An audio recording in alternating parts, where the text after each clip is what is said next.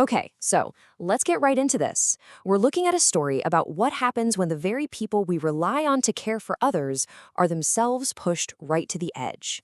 It's a deep dive into caregiving, contracts, and a system that's just, well, it's at a breaking point. And really, this question is what Victor and Maryna's story is all about.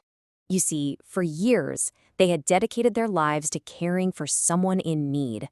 But the system that was supposed to be supporting them, it was basically failing on every level. Just try to put yourself in their shoes for a second. For 4 solid years, your entire life, your home, everything, revolves around providing intensive 24/7 care for one person. That was Victor and Maryna's reality. And while their dedication was rock solid, the money side of things, that was starting to get really scary.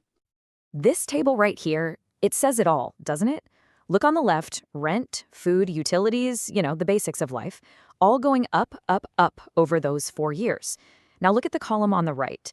The pay they got from their agency, Strive, it didn't budge, not 1 cent. The math just wasn't working anymore.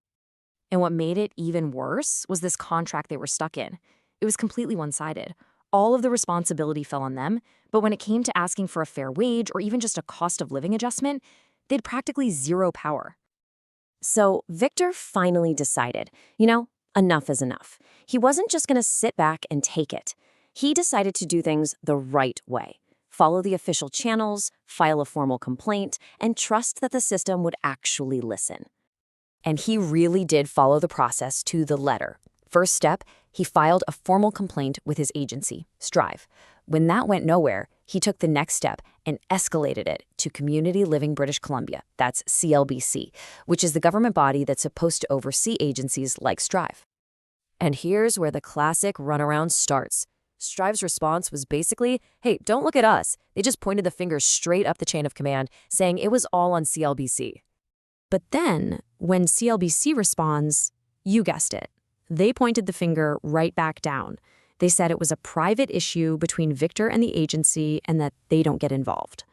So he was stuck in this perfect bureaucratic loop where literally no one would take any responsibility.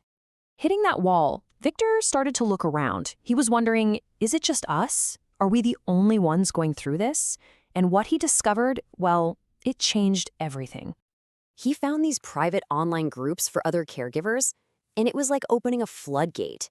He saw story after story that mirrored his own. The same one-sided contracts, the same frozen pay rates, the same not our problem responses from agencies.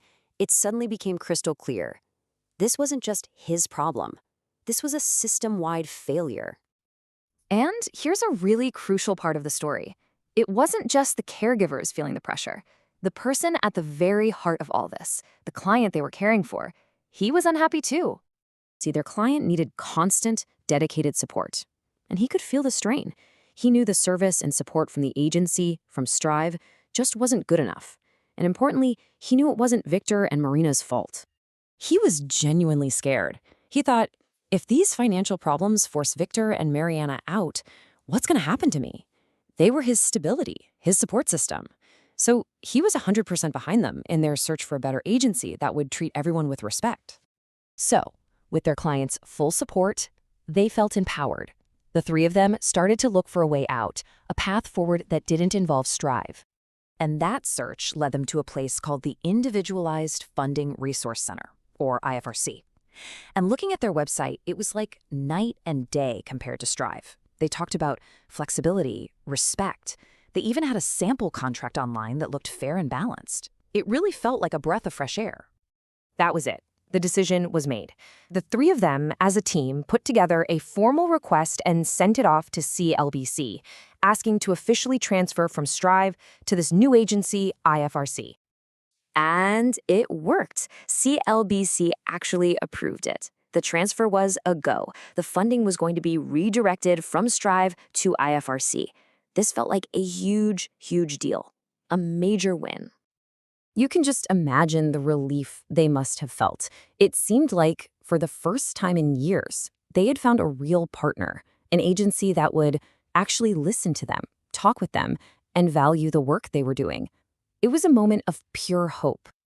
So they found a new door, right? A path that seemed to lead to a much better place. But the question, The really big question was this: had they actually escaped the maze, or had they just walked into a different room?